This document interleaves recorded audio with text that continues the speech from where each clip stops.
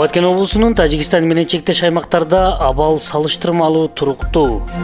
Лилик райондук ички иштер бөлүмүнө жаңы милициянын көчмө кабылдамасы тапшырылды.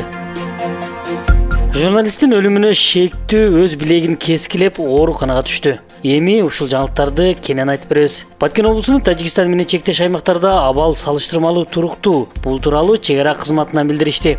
Кече 12 апрелде Кыргыз-Тажик чек арасында орун алган ок атышуудан соң 13 апрель түнкүсүн Кыргызстандын Баткен жана Тажикстандын Сагди облустарынын жетекчилеринин жолугушуусу болуп өткөн. Жолугушуунун жүрүшүндө тараптар кошумча күч каражаттарды чек арадан туруктуу жайгашкан жайларына алып чыгууну макулдашкан. Бүгүн 13 апрелде саат 11:00 Баткен облусунун Лелек районундагы Чыр-Чатак орун алган жерде эки республиканын делегацияларынын кеңейтилген курамындагы жолугушуусу жыйынтыкталды. Жалпысынан кечээки түнкү саат 3-тө чечим кабыл алгандарды ишке ашыруу боюнча сүйлөштүк.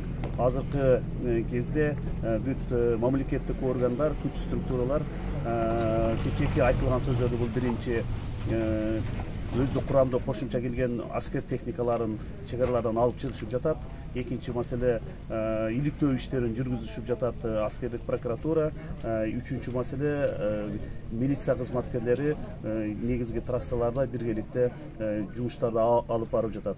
Азыр биз сүйлөштүк Сагди областынын губернатору менен элдер менен жолугушуу, элдердин ичинде түшүндүрмө иштерди жүргүзүү боюнча сүйлөшүп келдик. Учурда чек ара кызматынын Баткен облусунда жайгашкан тарамдары жана милиция күчөтүлгөн тартипте кызмат өтөдү. Ал эми чек арадагы чырдын кесепетинен жараат алгандардын абалы орто деп Саламаттыкты сактоо министрлиги маалымат берди. Эки адам Лелек районундагы ооруканага жарылуу сыныктарынан алган жаракат диагнозу менен түшкөн. Учурда бир жабырлануучу ооруканада жатат. Ага операция жасалган. Абалы орто. Экинчи жабырлануучуга алгачкы медициналык жардам көрсөтүлгөндөн кийин үйүнө жөнөтүлгөн. Ал дарыгерлердин көзөмөлүндө. Ошондой эле Чыр-Чатак чыккан аймактан элдер эвакуацияланганын Кыргыз Республикасынын өзгөчө кырдаалдар министрлигинин Баткен аймактык башкармалыгынан билдиришти. 13 апрель саат 9:00 карата Баткен облусу боюнча жалпысынан 644 жаран убактылуу пункттарга жайгаштырылган. Анын ичинен 50 тургун өз үйүнө кайтышты. Белгилей кетсек 12 апрелде саат 21:17 чамасында Кыргызстан менен Тажикстандын чек ара өкүлдөрүнүн сүйлөшүүлөрү учурунда окуя болгон жерге кошумча күч катары келген Тажикстандын чек арачылары Кыргыз Республикасынын УКМКнын чек ара кызматынын аскер кызматкерлерине ок чыгарышып, ал 30 мүнөткө созулган. Ок атышууда Кыргыз чек ара кызматынын аскер кызматкери жабыркаган. Тажик тарап бул учурда Кыргызстандын Достук айылынын миномет менен аткылаган.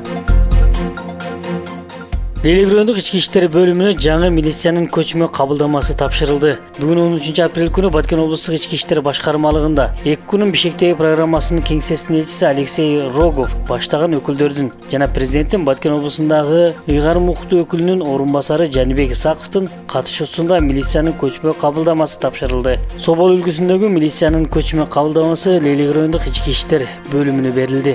Уна район аймагынан алыста жашаган жергиликтүү тургундардын укуктук маселелерин жеринде чечүүдө колдонулат. Мына сырткары милиция кызматкерлери үчүн байланыш каражаттары, оргтехникалар да тапшырылды.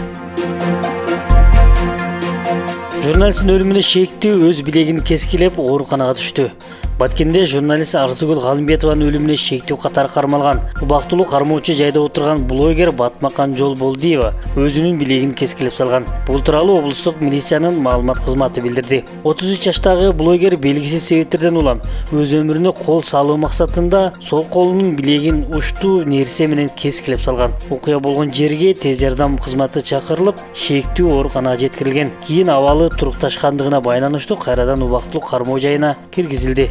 Белгилей кетсек 25 мартта 37 жаштагы Арзыгүл Галимбетова YouTube'дагы Батмабат каналынын блогери анын ар намысына шек келтиргенин, ал тууралуу жалган маалымат таратып жатканын айтып, милицияга арыз жазган. Ошол эле күнү Галимбетова ооруп ооруканада каза болгон.